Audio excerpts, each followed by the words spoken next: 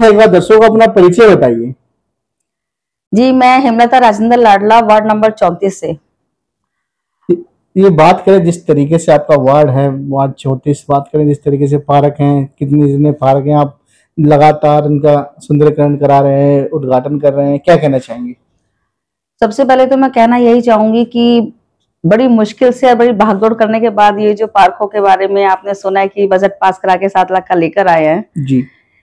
ये पार्कों के लिए सबसे ज्यादा सुविधाजनक तो जनता के लिए है, ये वार्ड के लिए है, लोगों के लिए है। जी। क्योंकि जब वार्ड में पार्क ही अच्छे नहीं होंगे, सुंदर नहीं होंगे, तो कहाँ लोग आके पार्क में वॉक कर पाएंगे, कहाँ बैठ पाएंगे, कहाँ अपना टाइम बिता पाएंगे। जी। दूसरी बात, ये जो बजट पास कराने का कारण यही था कि लोग बहुत परेशान थे। सुबह सुबह लोग आके शिकायत करते थे कि पार्कों की हालत बहुत बेकार हो रही है, आप एक बार ध्यान दें, काम कराएं।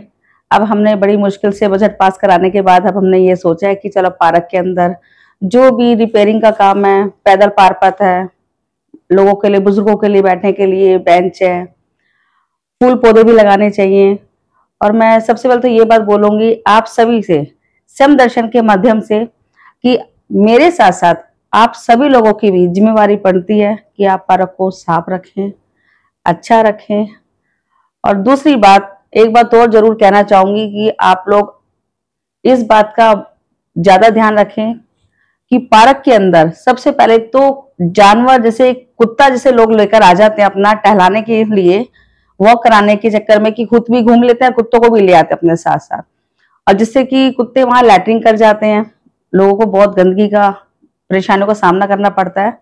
तो मेरी बस आप लोगों से यही अपील है कि जानवर कुत्ता कोई ना लाएं, आप लोग सब आए और इस पार्क का आनंद ले। और एक बात और बोलूंगी मैं आपको कि जो भी परेशानियां थी, समय तो लगता ही है, जैसे कि लोग मुझे शिकायतें भी देते हैं कि काम नहीं हो रहा है, पार्कों में ये सब हो रहा है, हर चीज का बजट आने पर ही काम होगा। और आगे जैसे अभी काम करा रही हूं मैं, बजट पास करा के लेकर आई हूँ पार्कों का, आगे भी कराएंगे। जिस तरह से बात करें वार्ड 34 की, अतिक्रमण को लेकर लगातार आपका अभियान चल रहा है, अभी साबदा कॉलोनी में आपका अभियान चल रहा है, इस पे क्या कहना चाहेंगे कॉलोनी वासियों को और वार्ड वासियों को? देखो, साबदा कॉलोनी में अगर कोई भी, अदरवाइज आपने देखा है कि सरकार बीजेपी की आ चुकी है जी। वो अपना पूरा जोर दिखा रही है। कई लोगों को तो मुश्किलों का सामना करना पड़ रहा है, कईयों की नाजायज है, कईयों की जायज है। वो तो जो नाजायज है वो तो उनका है अधिकार तुड़वाने का, जैसे कि लोगों ने, पटरी ठेले वालों ने जबरदस्ती अपना काम धंधा जमाया हुआ है, रोका हुआ है, जगहों को कब्जा किया हुआ है, वो तो हटाना बिल्कुल कायदे कानून है जी। लेकिन जो जायज है उसको भी लोगों को जो परेशान किया जा रहा है, ये गलत है मेरी नजरों में जी। ये नहीं होना चाहिए, क्योंकि रोजी रोटी भगवान सबको देता है और देना भी चाहिए। तो इसी कारण मैं चाहती हूँ कि अगर जितना से ज्यादा हो सके काम अपना तरीके से करें, बस यही चाहती हूँ मैं।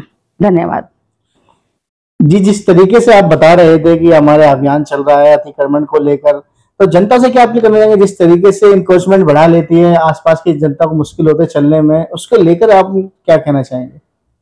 पहले तो आप लोग हमारे पास आए और आपने हमारी बातों को जनता के बीच में रखने के लिए आप जिस प्रकार हमारा इंटरव्यू ले रहे हो, हमें बहुत अच्छा लगा जी। आप समय समय पर आओ और हमारे को जागरूक भी करो। आप अगर कोई हमसे गलती होती है तो उसका एहसास भी कराए जी। और कोई अच्छा काम हो उसकी सराहना भी करें आप लोग जी।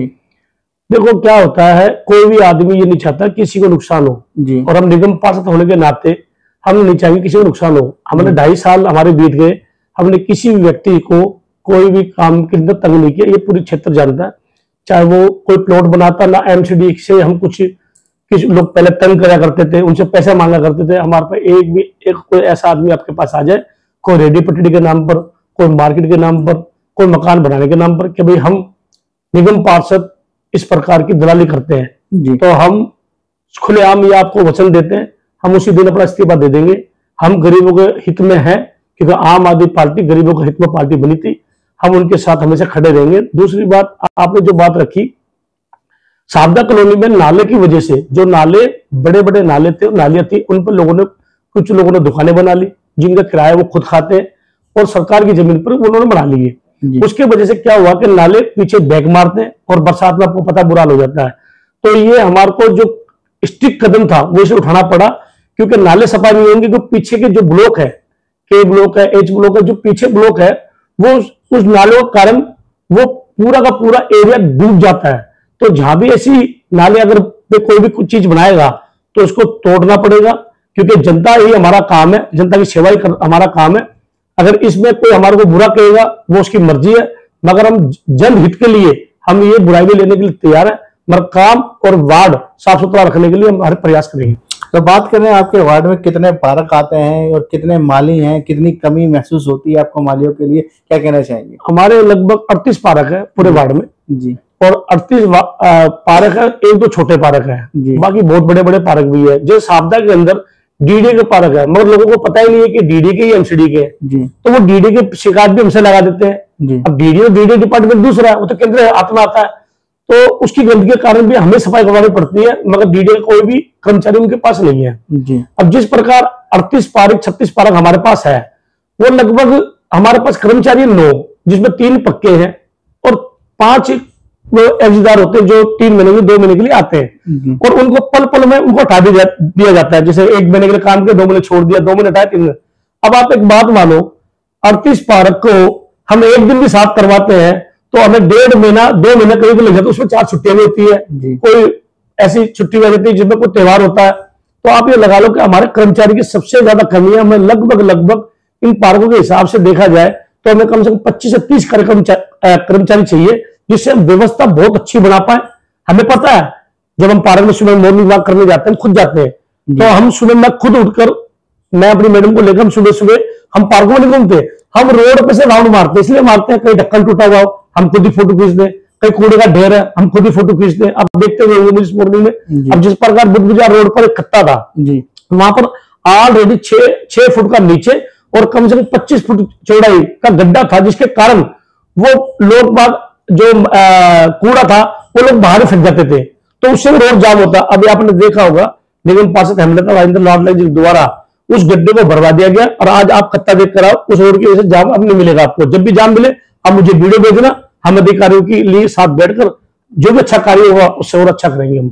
जिसे बात करें जिस तरीके से भारतीय जनता पार्टी आई है सत्ता में, 100 दिन पूरे हो गए हैं, आम आदमी पार्टी काफी विरोध कर रही है, काफी जो वादे करे थे वो वादे नहीं, उसको लेके क्या कहना चाहेंगे? देखो जी, वादे तो आपको पता है भारतीय जनता पार्टी का जो झूठा जुमला रहा हमेशा, चाहे नरेंद्र मोदी जी कहते हो चाहे वो नीचे का कोई भी नेता कहता हो। जैसे रेखा गुप्ता जी आज मुख्यमंत्री बनी है, इन्होंने कहा 2500 रुपए वादा किया इन्होंने कि हर महिला को देंगे। अब इन्होंने क्या करा, 2500 रुपए का वादा कर दिया, 100 दिन हो गए, अभी तक एक का फार्म नहीं भरा। अब उसमें क्या लगा दिया इन्होंने कि जिसका बीपीएल कार्ड होगा, अब जिसके पास बीपीएल कार्ड होगा उसको 2500 नहीं मिलेंगे, वो गरीब लोग कहां जाएंगे। दूसरे, अब जो बीपीएल कार्ड जिनके नाम नहीं छड़े हुए, अब घर में से एक को बनेगा। केजरीवाल जी ने बोला हर महिला को मिलेगा 18 से 60 साल की, इन्होंने बोला हर घर में से खाली एक को मिलेगा, वो भी बीपीएल होगा।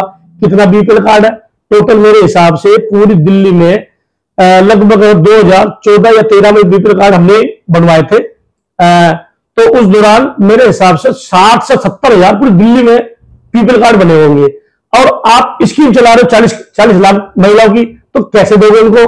पहला झूठ। दूसरा झूठ है इनका कि इतने दिनों से इन्होंने कहा कि हम बस की सवारी, जो बाहर से लोग आते हैं, बाहर से लोग कौन आता है? बाहर से लोग वही तो आते थे जो गरीब मध्यम जो हॉस्पिटल में इलाज कराने आते, या घूमने के लिए कोई बस में कोई आएगा? अगर मान लो 2-4 हजार आदमी बाहर से जो मजदूर है, जो बड़े पैसे वाले वो तो गाड़ी में आएंगे हॉस्पिटलों में। अब मान लो भादरगढ़ है, इधर राजस्थान है, इधर यूपी है, इधर छोटे छोटे जो राज्य है वो दिल्ली में इलाज कराने आते हैं, वो इसीलिए तो आते थे भाई वहां से रेल में आएंगे, ऐसे बस में बैठ के हम पहुंच जाएंगे, किराया हो चाहे नहीं हो। आपने कितना बड़ा देश पर राज करने की बोलते हो और यहाँ भेदभाव करते हो। आप तो भेदभाव तो आप लोग करते हो।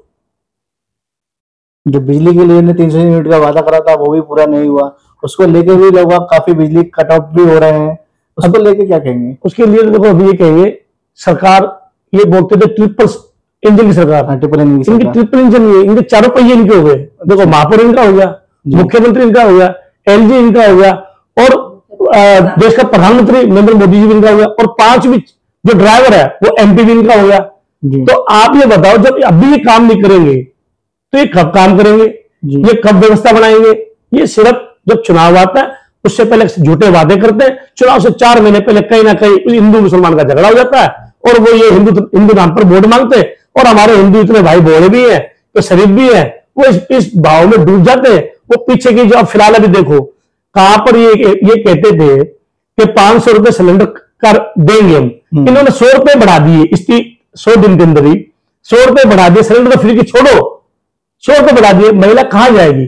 बात भी बिजली की, अब बिजली में जिस प्रकार पहले 24 घंटे बिजली आया करती थी, आज हमारे नागली क्षेत्र में अभी 3 दिन पहले 3 घंटे की बिजली चली गई, रात को बिजली चली गई।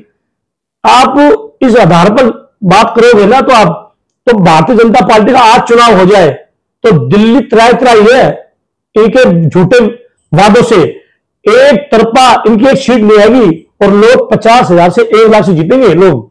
ये भी मैं आपसे बता देता हूं, क्योंकि लोगों ने मन में बहुत लोग गिट पैदा कर रहे हैं अपना। जब लोग मिलते हैं करा भैया लाडला भाई हमें तो दे देगा वोट, हमें सोचा चलो बदलाव होगा, पर इतना बदलाव होगा कि हमारे घर तक चूल्हे तक ये आंच आ गई, हमें नहीं पता था।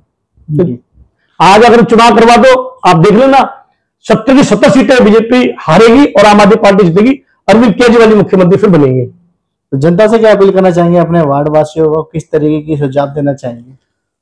वार्ड के जितने भी मेरी माता और बहनें हैं उनसे यही प्रार्थना करूंगा, 2.5 साल महापौर हमारा बना मगर स्टैंडिंग कमेटी इन्होंने नहीं बनने दी, बीजेपी ने, हमें फंड नहीं मिला, मेरे को नहीं, जितने भी दिल्ली में पार्षद है, चाहे बीजेपी के, चाहे कांग्रेस के, चाहे आम आदमी के, सारे के सारे पार्षद बहुत दुखी हैं, बहुत परेशान है, इन्होंने काम करने दिया जी साहब ने।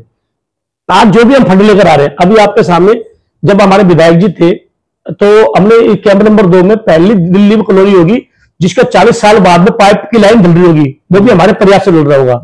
हमने विधायक से रिक्वेस्ट करके कैंप नंबर 2 में लाइन डल रही है, अभी हमारी कम से कम 30 से 35 गलियां बननी है। तो जब भी पानी की लाइन डल जाएगी, हमने ब्रेड पास करवा चुके हम, वो गलियों का काम जल्द से जल्द शुरू हो जाएगा।